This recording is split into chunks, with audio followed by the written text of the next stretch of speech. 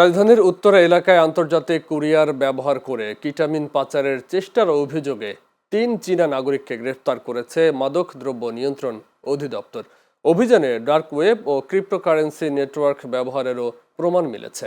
আজ সকালে ডিএনসির সংবাদ সম্মেলনে অধিদপ্তরের মহাপরিচালক মোহাম্মদ হাসান মারুফ এ তথ্য জানান। তিনি বলেন, গত ২৫শে মার্চ ঢাকার একটি আন্তর্জাতিক কুরিয়ার সার্ভিস অফিসে অভিযান চালিয়ে একটি সন্দেহজনক পার্সেল আটক করা হয়।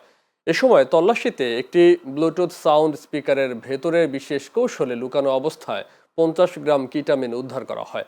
পরে পার্সেলের তথ্য বিশ্লেষণ করে উত্তরা এলাকায় অবস্থানরত একটি চক্রের সন্ধান পাওয়া যায়।